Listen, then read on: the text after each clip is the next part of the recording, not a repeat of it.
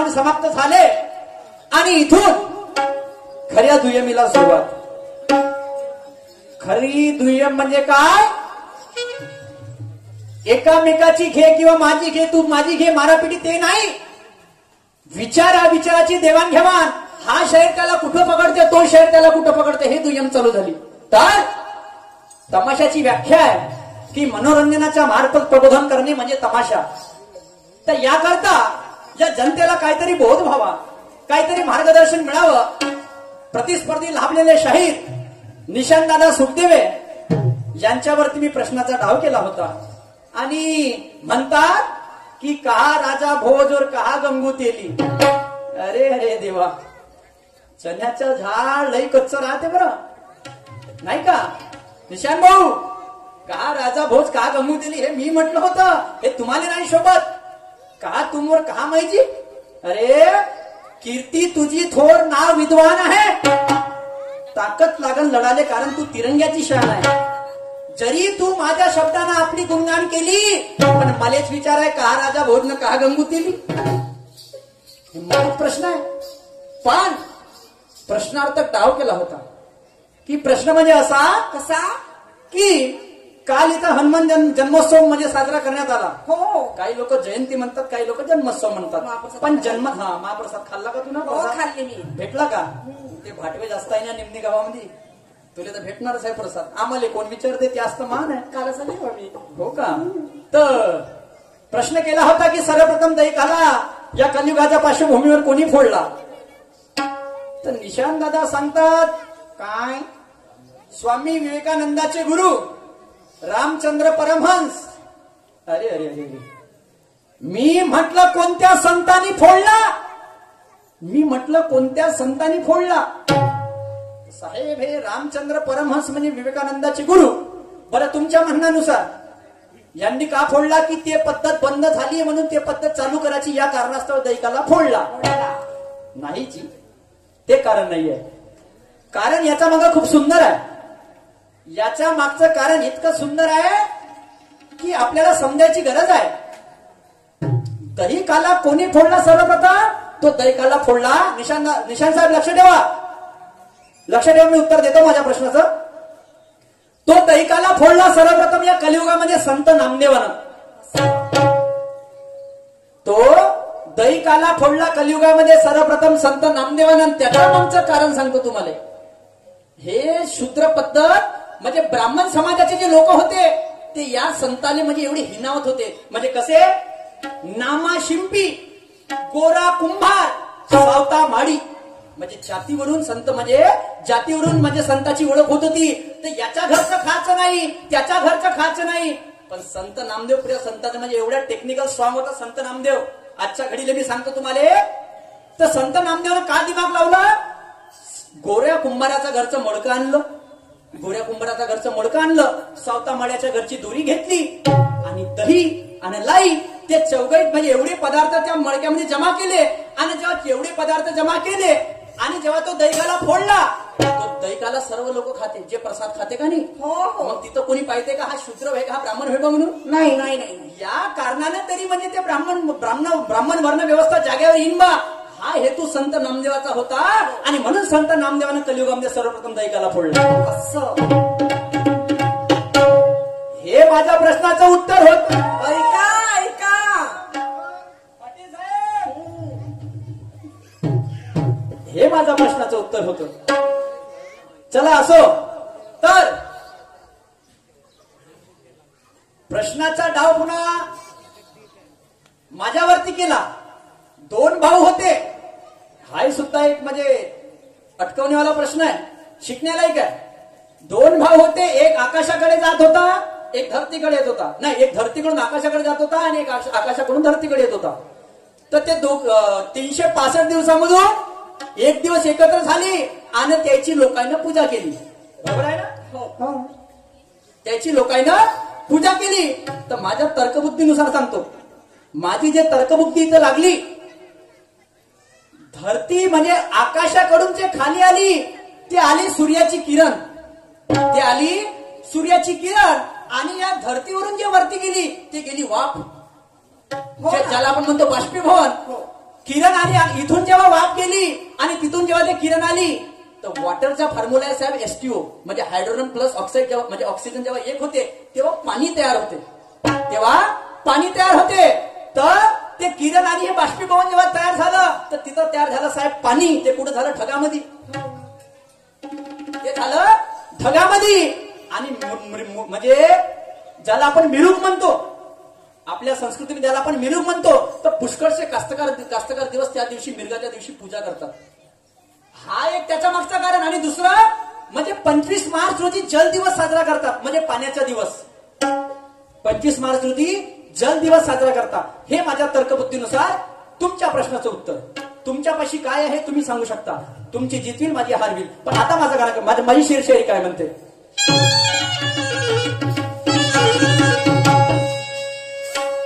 महफिल के बिना गाना गाया नहीं जाता. हो,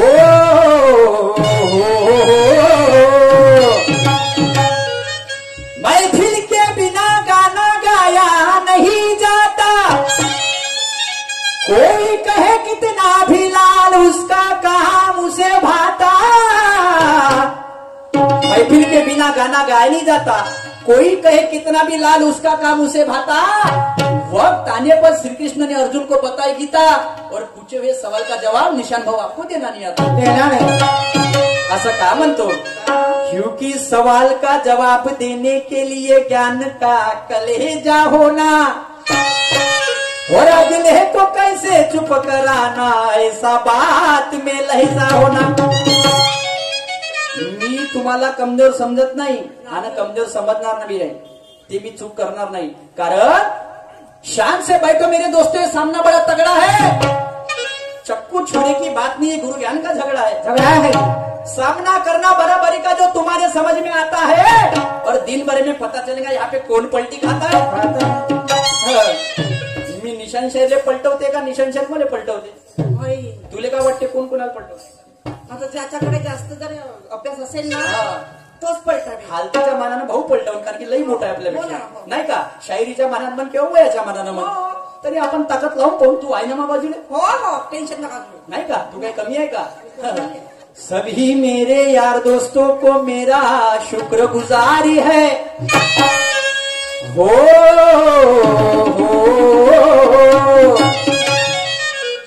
सभी मेरे यार दोस्तों को मेरा शुक्रगुजारी है और आपकी खामोशी चाहता मेरे दोस्त, बस इतना ही इंतजार है.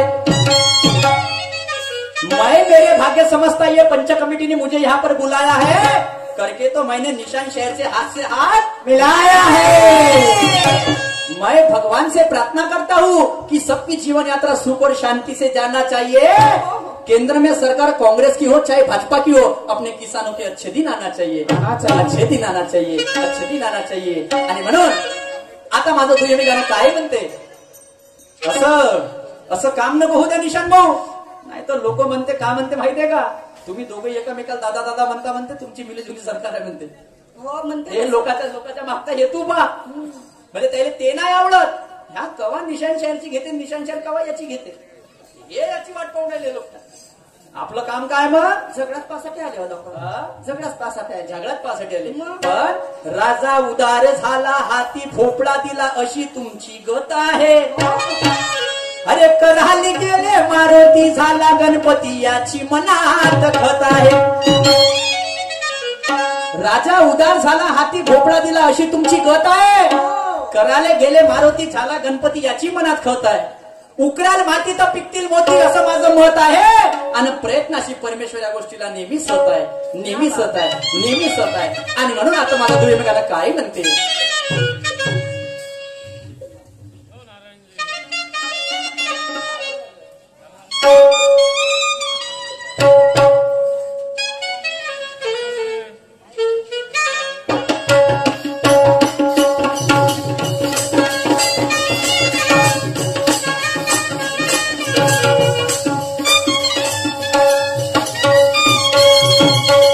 तुमसे मिलना बातें करना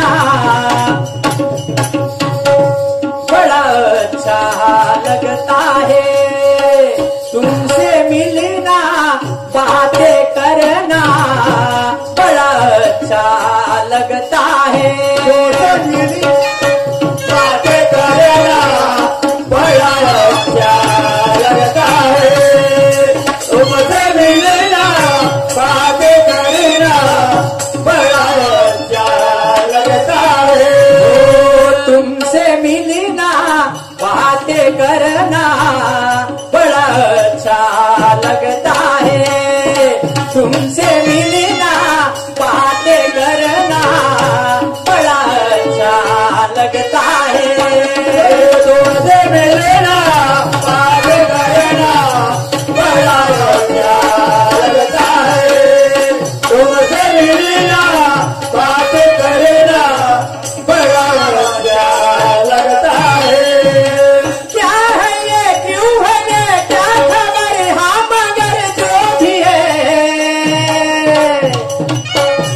बड़ा अच्छा लगता है तुमसे मिलना बातें करना बड़ा अच्छा लगता है तुमसे मिलना बातें करना बड़ा अच्छा लगता है आता माझं तुझ्या मी गाणं काय म्हणते काय म्हणते हो निशान दादा का दोन दोन हात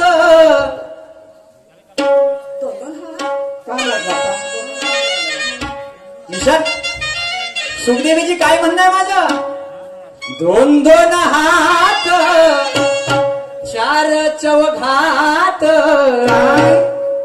दोन दोन हात आणि या चार चौघात bye bye bye bye bye आज होऊन जाऊ दे दोन दोन हात चार चौघात आज होऊन जाऊ दे दोन दोन हात चार चौघात आज हो जाऊ द्या दोन दोन हात चार चौघात आज हो जाऊ द्या दोन दोन हात चार चौघात आज होऊन जाऊ दे ए दादा दोन दोन हात चार चौघात आज होऊन जाऊ दे दोन दोन हात चार चौघात आज हो जाऊ द्या दोन दोन हात चार चौघात आज हो जाऊ दे ज्ञानाने गुणाने बुद्धीने शुद्धीने ज्ञानाने गुणाने बुद्धीने शुद्धीने लोकांना पाहू दे दोन दोन हात चार चौघात आज होऊन जाऊ दे दोन दोन हात चार चौघात आज होऊन जाऊ दे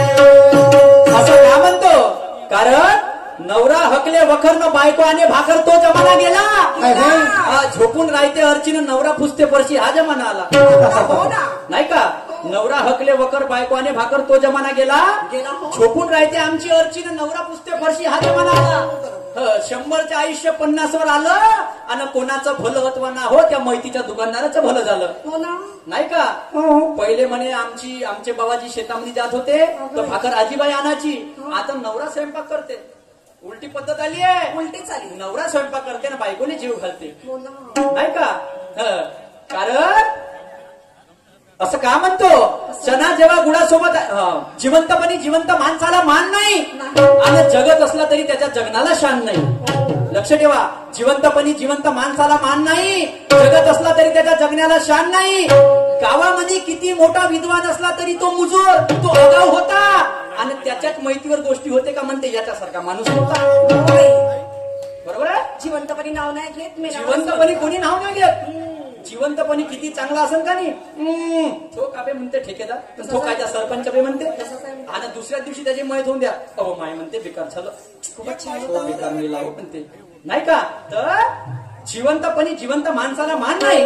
जगत असला तरी त्याच्या जगण्याला शान नाही. किती मोठा विद्वान असला तरी तो मुजोर, तो अगाऊ होता.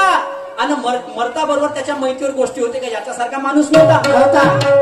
याच्यासारखा माणूस नव्हता. हे गोष्ट फक्त 14 दिवस असते आणि 14वीचं जेवण त्याच्या हातात येऊ द्या तर साला म्हणते भाजीत मीठ कमी दिसते. का म्हणते तो? 14वीचं जेवण फक्त त्याच्या हातात येऊ द्या तर म्हणते साला भाजीत मीठ कमी दिसते. मग तो चांगला होता का वाईट होता ते गेलं चुलीत. प्रश्न कशाचा आला? जेवण्याचा आला. हे वास्तविकता आहे समाजाची. आणि म्हणून तुम्हाला आणि मला निशांदाला कीर्ती कमवायची आहे. कारण हे लोक दुरून दुरून आले. दुरून दुरून लोक पाहण्यासाठी आले तुझी आणि माझी गंमत. थोडं ज्ञान मी सांगतो, थोडं ज्ञान तू सांग. कळू दे लोकांना शायरीची किंमत. विज्ञान युगामुळे रूढी परंपरा लोपावत चालली आणि तिला बचवण्याची शपथ तू आणि मी आज या स्टेजवर खाल्ली. आणि म्हणून माझ्या समोर काय म्हणणं आहे?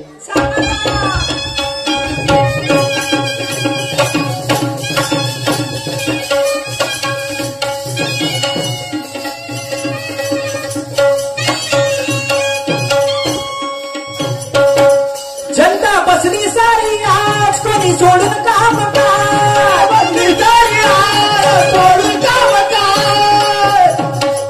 जनता बसली सारी आज कोणी सोडून काम काय.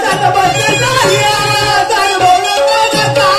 परमार्थ घडवून चढवू शाहिरीचे साथ, चढवू शाहिरीचे साथ. परमार्थ घडवून चढवू शाहिरीचे साथ, चढवू शाहिरीचे साथ. परमार्थ घडवून चढवू शाहिरीचे साथ, चढवू शाहिरीचे साथ.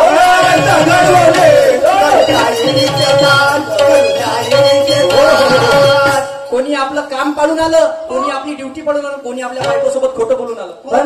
कसं थांबू म्हणते 5 मिनिटात येतो बाजार चौकातून. कोटच्या बाजार चौकात सीधी गाडी निमणीमध्ये लावली आणि पाहून राहिले तमाशा.